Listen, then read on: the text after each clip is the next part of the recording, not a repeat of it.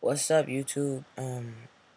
Elisha here, and I've been thinking about making this video for a bit now. My friend Cam kind of put this idea in my head, but I didn't really have like all the words on what I wanted to say, so I kind of been like trying to piece it together and figure out my thoughts about it. So it's like 7:36 on Saturday night, and I just woke up. And I decided to make this video. And my mouth is sore because I got my frowny done.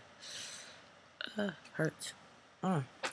Hurts just a little bit, not a whole lot. But anyway, totally off topic. So, the topic of this video is losing people when coming out as transgender. And I just want to talk about my experiences and like how I dealt with things.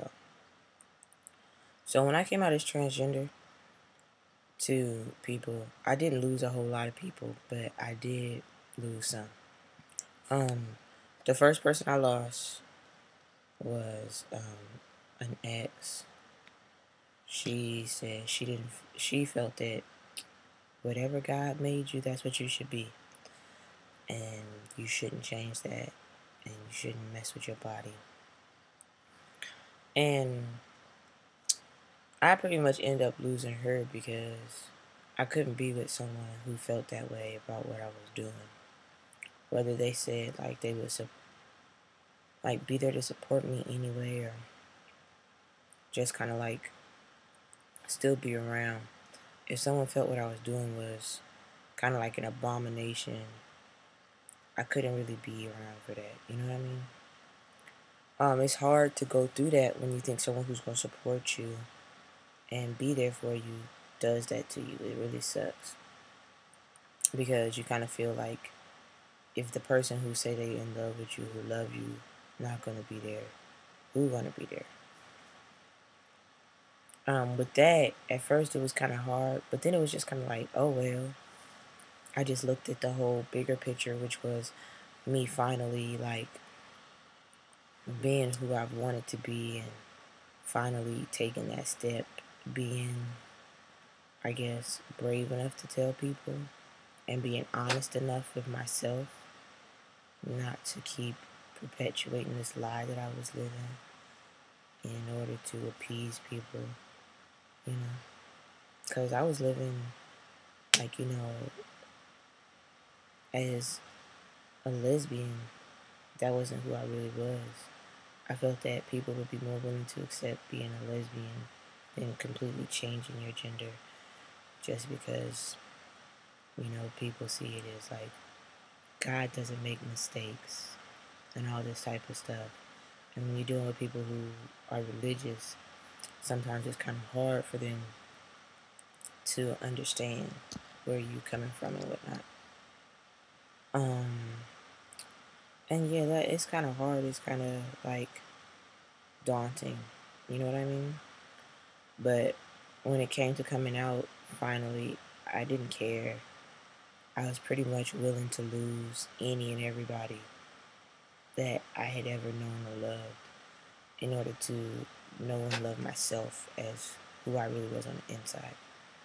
And that's what it came down to for me, was I was tired of living this lie, and I wanted to be honest, and I wanted to be myself, and I wanted to be able to love myself, because you can't love yourself or respect yourself even if you can't live as who you truly are on all aspects. Like if you're lesbian or bisexual or a gay male, but really you're a straight woman or a straight man or a bisexual man or a bisexual woman or a pansexual man or a pansexual woman or asexual in any of those, but you don't identify with the body you were assigned at birth, there's no way you can say that you honestly love yourself, or you would give yourself the joy and the freedom and the courage to step out there and be who you really are. You know what I mean? And you can't expect people to love you if you are hiding something from them. That's not going to be real love, because they're in love with the facade. It's cheating yourself and it's cheating them as well. Um, and so I had got to the point where I was tired of cheating and lying to myself and stuff. And, you know, it kind of sucked. You know, I don't know. I just got to that point where once I had spoken that truth to myself, I couldn't go back to living a lie. So I had lost a girlfriend, which hurt. Then some people from my past have some exes from my past have a kind of like a history of showing up, disappearing, showing up, disappearing. There's one in particular, L, we'll call her L. L, I don't know. We broke up because of her insecurity about a friend, and I was totally fine with that, because I was like, if you can't trust me, then you shouldn't be with me. This, you know. But like, she always has a habit of coming back around eventually. And I don't know, if she texts me or whatever, I'm the type of person where I don't really keep in contact with my exes for the most part. But I'm not a rude person. And I'm not going to just be like, no, I can't fucks with you because da da da da, unless it's like some real serious shit. There are a few that I definitely am like that with. Um, but anyway, so when she hits me up, usually text messages or emails, I reply. I don't really feed into it, like, per se, with the whole like, oh yeah, we should get back together type of shit. No, I ask how they doing, see if they doing okay. Ask about how they are emotionally, that type of stuff. I'm like a gentleman.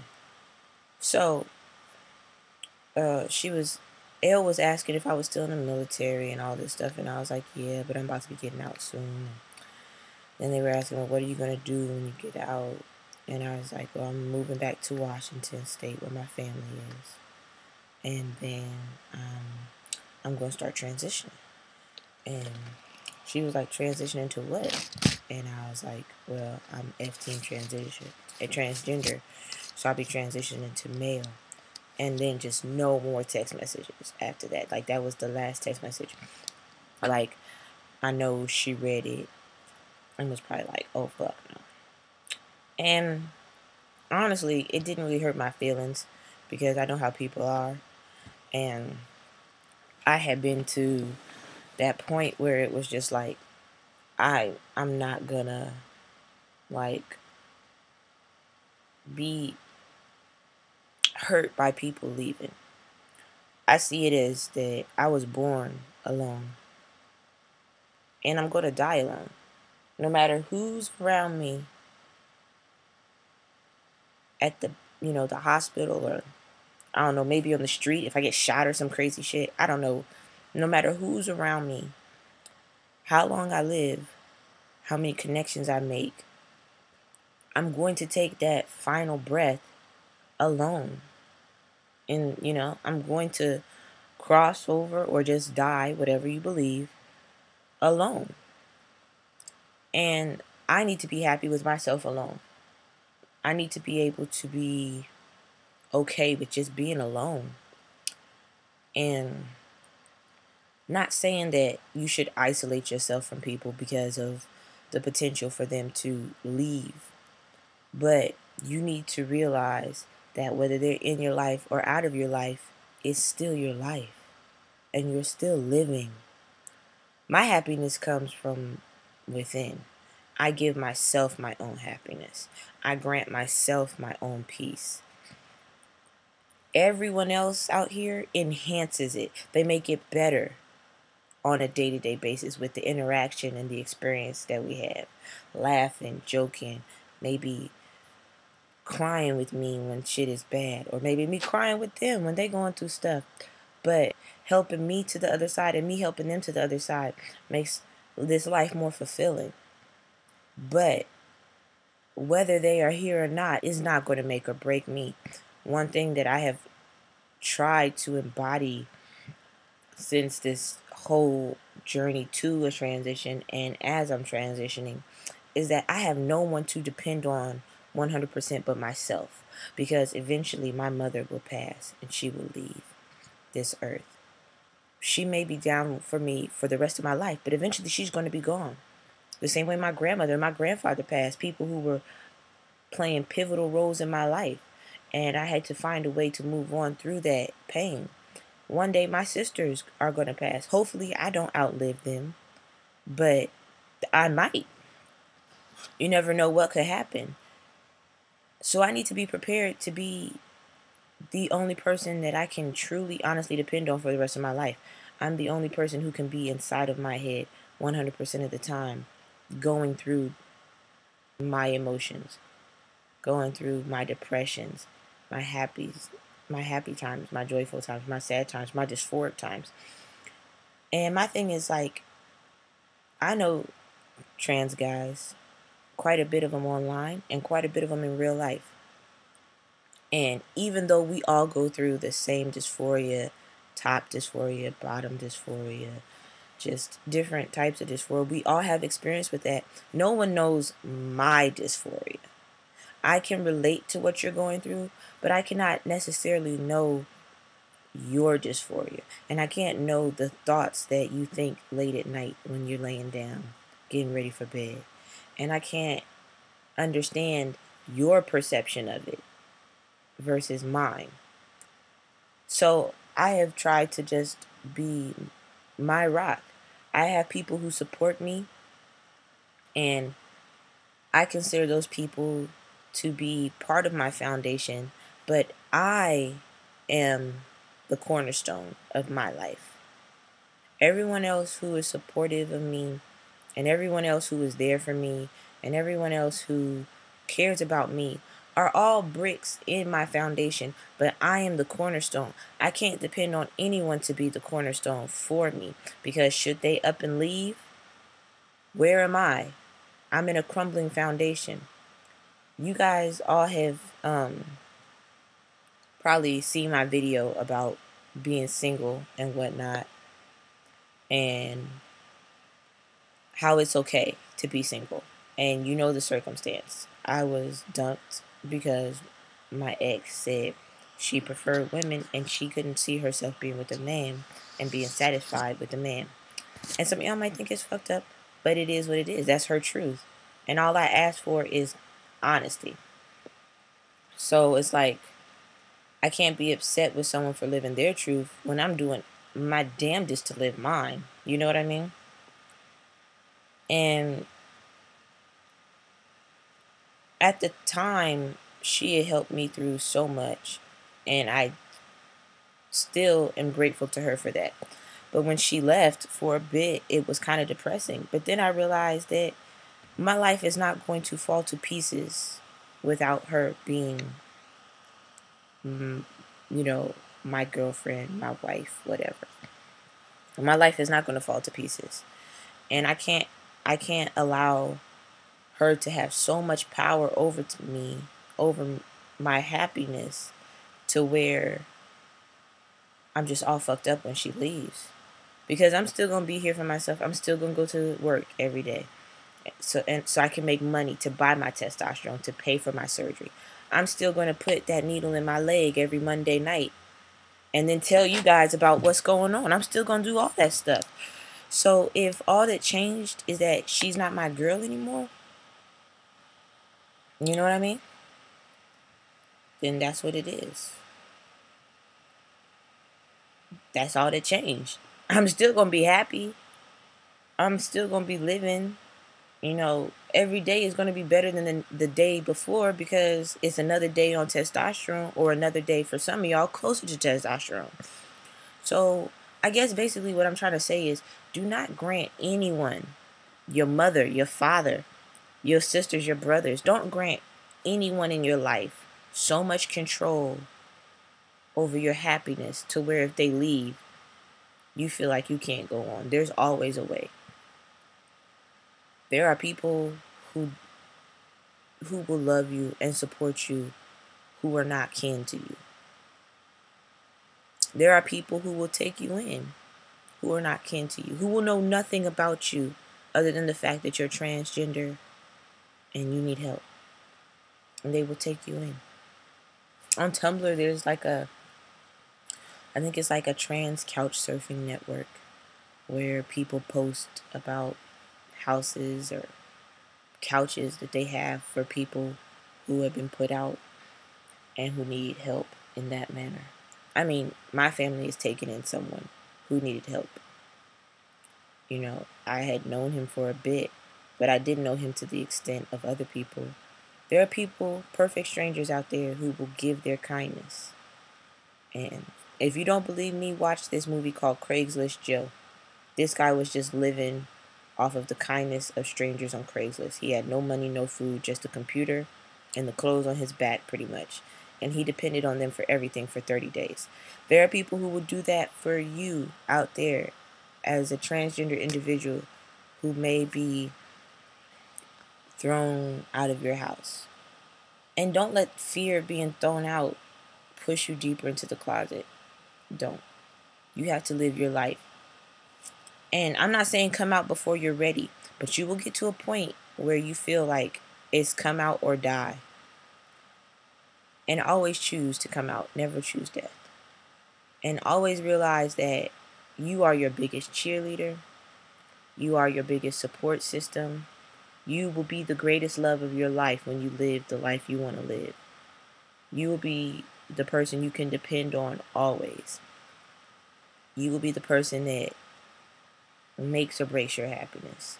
When you give that power to other people, it's like asking to have your heart broken, or asking to be let down, or asking to be sad or depressed. Put yourself first. Love yourself first. Create your own peace. Forgive people who have done you wrong. You don't have to go to them and say, I forgive you. I have forgiven anybody that has ever done me wrong. Some people don't even know. Why do I forgive them? Because I want my inner peace. I don't want to walk around with the burden of that negativity they brought on my life every day.